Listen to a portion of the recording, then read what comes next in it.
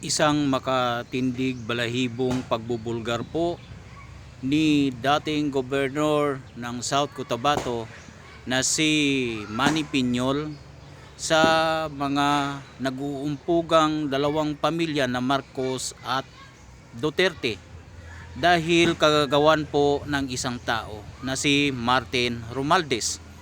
Ngayon po papanoorin po natin ang video kung saan ibinulgar po kung bakit gusto nila na patalsikin ang mga Duterte sa pwesto. Una, ang ginawa po ni Romualdes para siya na mismo ang makapagpamuno sa Pilipinas ay sinulong po niya ang signature campaign ng People's Initiative dahil hindi na po siya makapaghintay sa 2028 na presidential election. Dahil dito hindi po kinagat ng mamamayang Pilipino.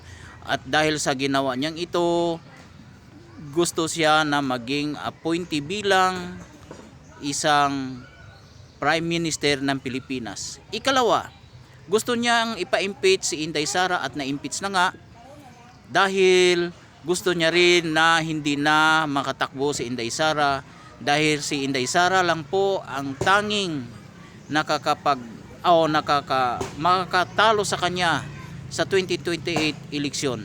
Kaya gusto niyang mawala sa kanyang landas si Inday para walang makapigil sa kanyang pangarap na maging presidente at mamuno sa bansang Pilipinas. Panoorin po natin ang Campo Duterte.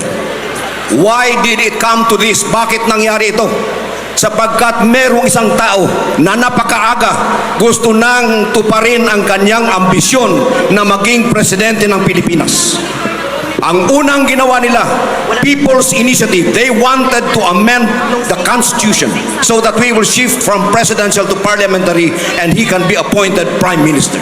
So that they will be able to position their local candidates so that in 2028, that man who has been salivating to become the next president could fulfill his dream. And this man is no other than Romualdes. To reintroduce myself, because I am sure that many of you were not born yet when I became your governor in 1998.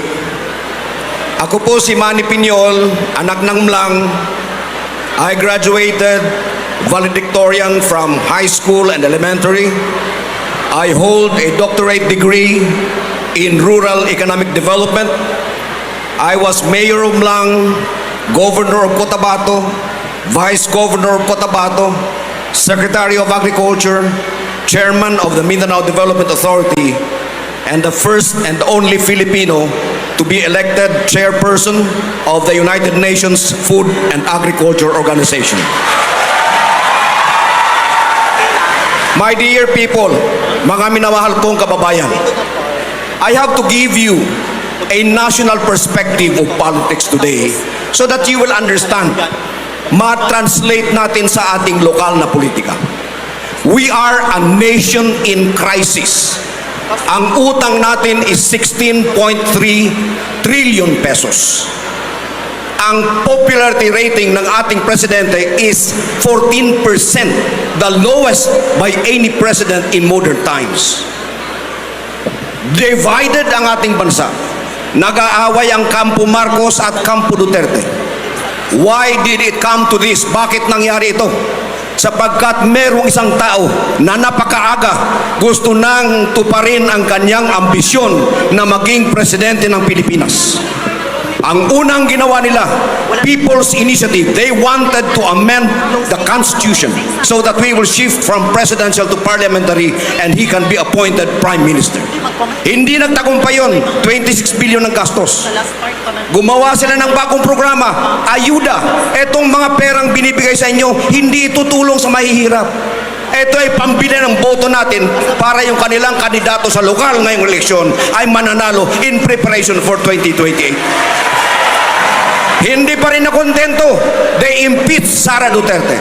Hindi pa rin nakontento, they exiled the former president to The Hague to be tried by a foreign court. My dear friends, all of this have bearing on our local politics. Sapagkat ang totoo niyan, Etong mga ayudang tinatanggap ninyo ngayon ay bahagi ng isang matinding plano para bilhin ang mga boto ng ating mga botante so that they will be able to position their local candidates so that in 2028, that man who has been salivating to become the next president could fulfill his dream. And this man is no other than Martin Romualdes. I am not going to gamble the future of my children.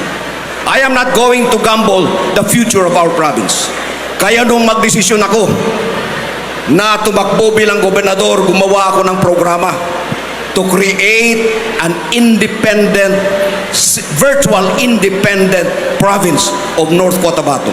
Agriculture, productivity, food sufficiency, jobs for our people, health, at lubos sa lahat, scholarship for our children.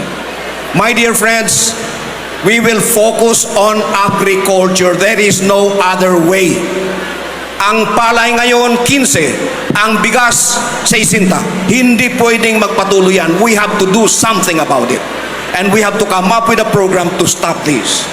By doing improvements in agriculture, we have to go back to the basic. Hydrology study, soil analysis, and then we support our farmers by starting what I call corporate governance. Makikialam na ang provincial government sa pamamagitan ng provincial economic enterprise in buying the palay of your tatay and nanay sa magandang presyo at ibenta natin sa lokal na palengke sa magandang presyo.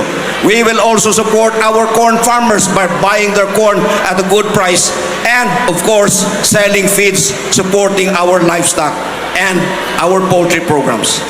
We have to go back to the basic issue of sending our children to school for free. We have to go back to the basic service of government to provide health, libreng ospital na ginawa na natin noong akong gobernador ninyo. Meron pa akong 6 seconds. Sorry, I was interrupted at 6 seconds. Nawala tuloy ako. So, babalikan natin yung mga programa. Anyway, we will have question and answer and I will be able to answer some of the questions later today. Thank you. At ang tanong po natin ay, bilang tumatakbo sa posisyon na pagka-gobernador sa pagkakataong ito, ano sa palagay ninyo ang inyong magagawa pa na hindi pa nagagawa ng nakaupo sa kasalukuyan? My experience as former agriculture secretary actually widened my perspective in the field of agriculture. And I will use this to the hilt. Halimbawa, yung problema natin sa disconnect ng presyo ng palay, 15 ang kilo, sa presyo ng bigas, 60, kailangang makorek natin yon. And the only way to do that is for the provincial government to establish an economic enterprise that will participate in the procurement of the palay from the farmers at a good price of maybe 22 pesos per kilo. At ipagigiling natin yan, ibibenta sa bigasan ng mga barangay within our communities at 45 pesos per kilo. Kapag nagawa natin yan, hindi makakapasok ang imported na bigas sa North Cotabato and we will be creating a virtual rice republic that will offer our farmers good price for their produce and our consumers good price for their daily rice supply needs. Ang aking karanasan sa agrikultura has also enriched my perception. Kailangan balikan natin ang agrikultura because there is no other hope for this country. Sa gitna ng kaguluhan sa national level, nagkakagulo sila eh. Hindi natin alam, ma-impeach ba si Sara, makukonvict ba siya, makakabalik ba si President Duterte, mananalo ba si Martin Romualdes as President. All of these things could not be answered today. So, to prepare for that uncertain future, we have to build a province that can stand on its own. Kailangan meron tayong sariling supply, processing, and marketing cycle within which we will be able to sell our produce to our own people. creating a virtual food republic.